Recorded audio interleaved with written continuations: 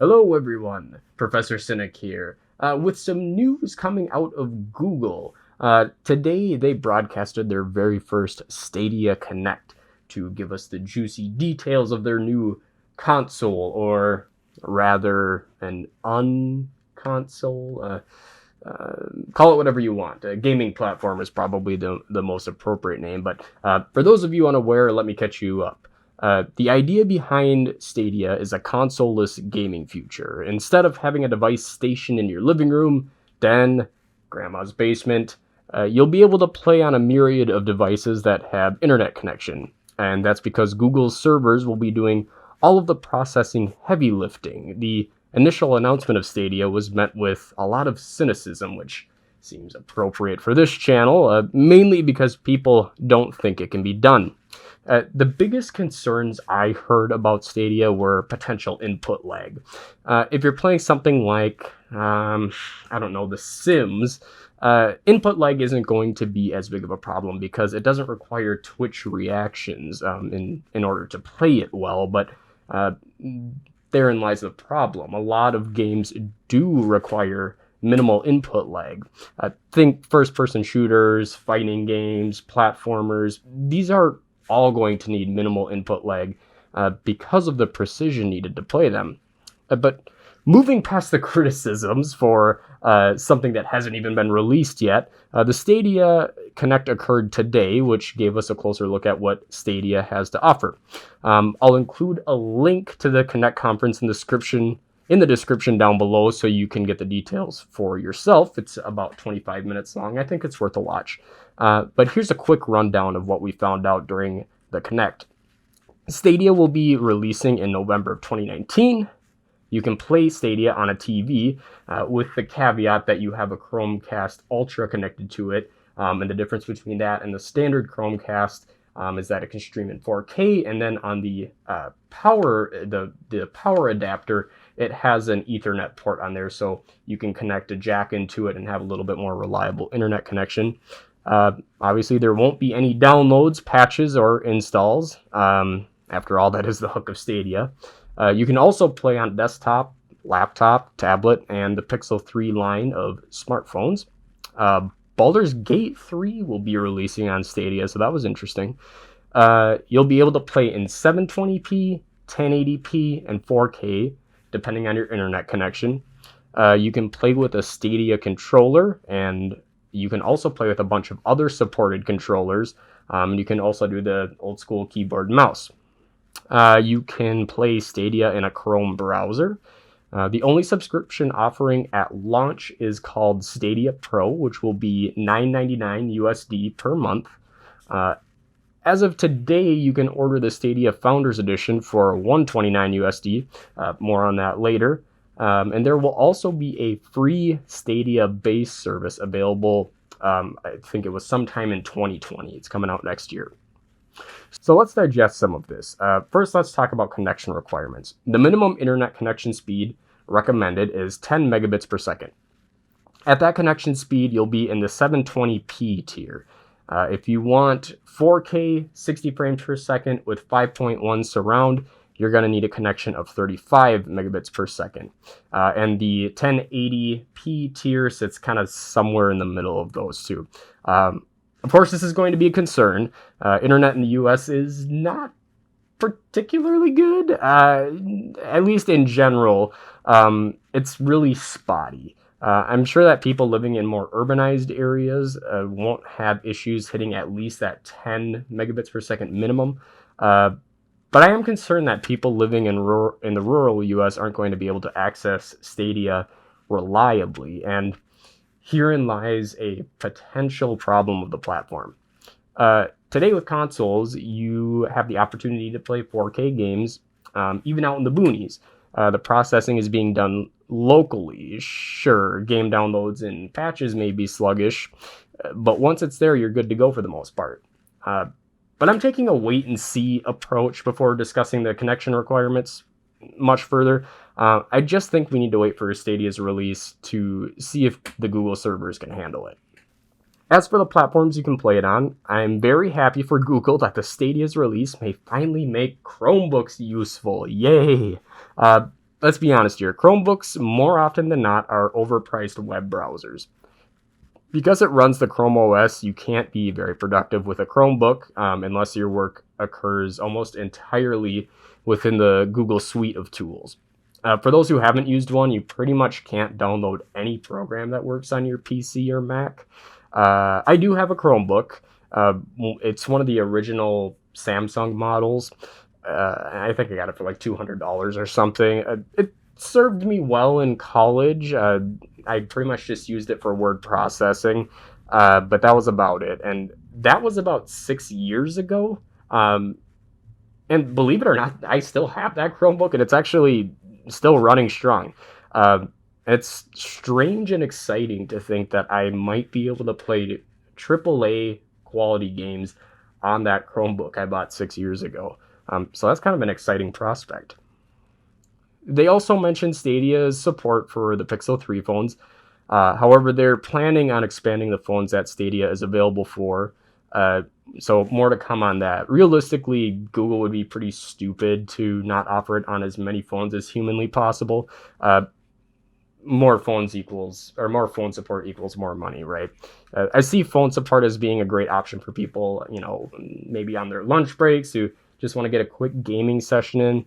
You probably already have your phone on you anyway, so why not just keep a controller in your bag too in case you want to play for a little bit? So I think that's pretty neat to think about.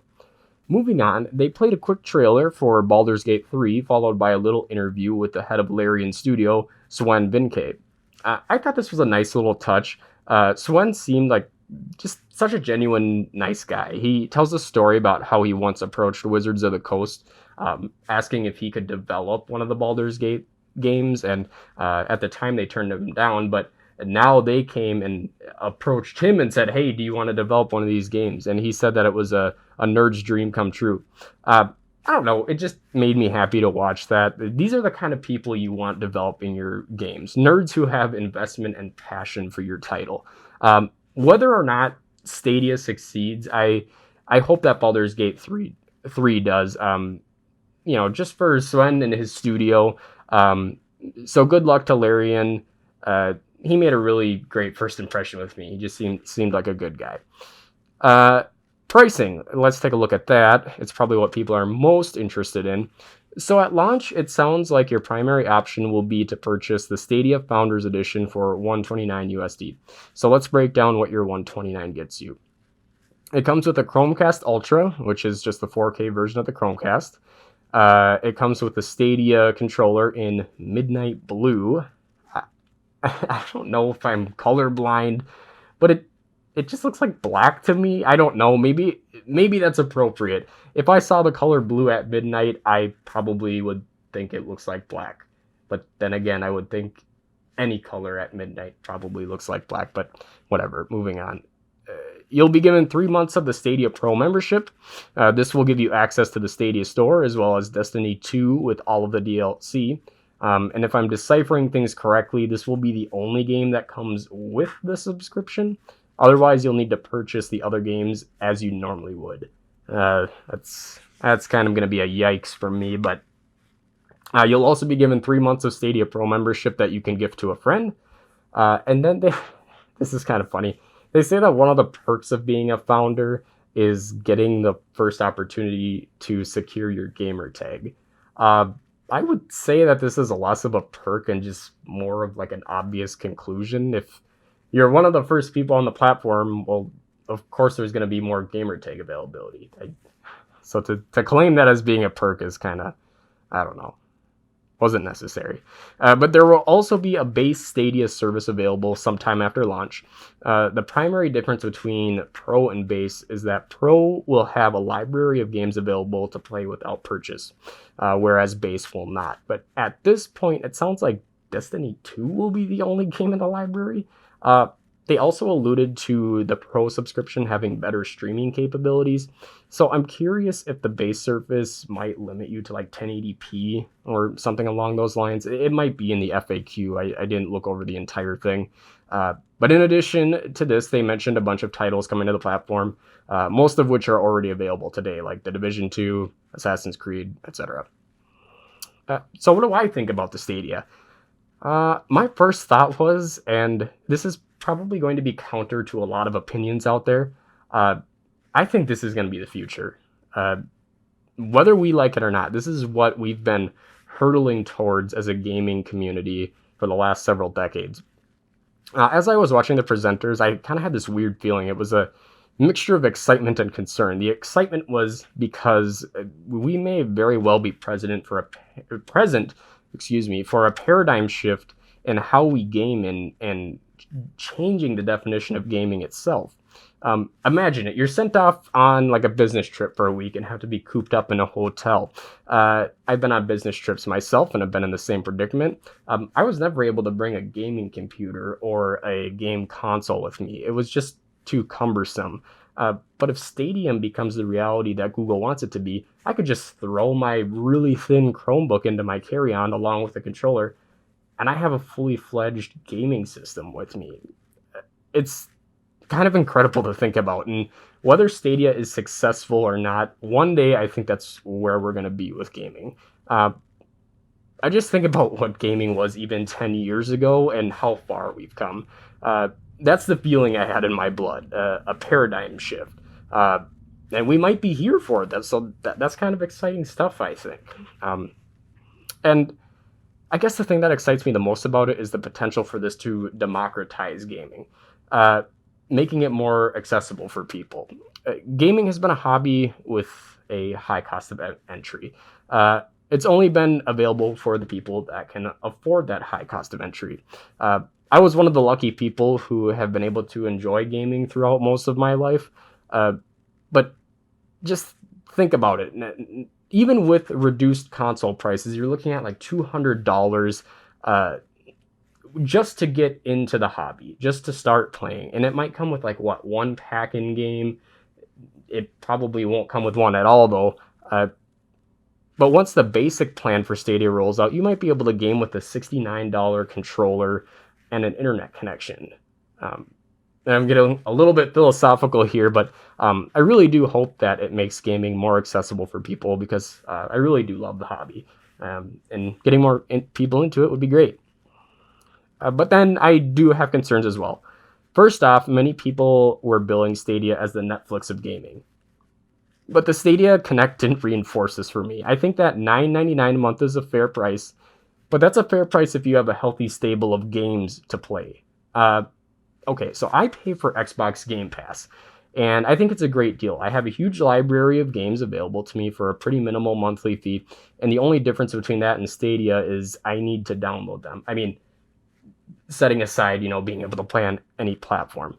I'm talking solely from the game perspective. But for Stadia, they made it sound like Destiny 2 is going to be the only game you get as a pro member at this point. And everything else you still need to pay for. So essentially what you're doing is you're paying $10 a month for the privilege of having access to Stadia's store. It just seems really suspect to me. I understand that people, maybe Google's thought is that, well, the $10 a month is paying for the ability to play games on multiple platforms, not access the games themselves. But then if that's the case, why is there going to be a base subscription? At least with the information I've been given, the only advantage a pro subscriber will have over a base player is Destiny 2 and higher streaming quality. And that's not worth it in my opinion. I'd rather just take the base Stadia platform. But we'll see what they add to the library. All I have to say is they better beef that library up and do it pretty quickly here. And I guess the big question then is, am I going to buy it? As I mentioned earlier, I think we may be on the precipice of something totally alien to us in the gaming community. A complete shift in how we see gaming. And for me, who spends, a lot of time gaming, I think it might be worth the $129 to see if this is the real deal. So I'm really considering getting the Founder Edition just to see what Stadia is all about. So for once, the cynic is going to be an optimist. I'm keeping an open mind about Stadia. But I want to hear your thoughts. What do you think about Stadia? Do you think it's the future of gaming? What do you think about the pricing? Are you planning on pre-ordering the Founders Edition? Let me know in the comments section down below. And please keep things civil. Just because we have different opinions doesn't mean that we can't get along. And so with that, everyone, I remind you to stay cynical. Bye now.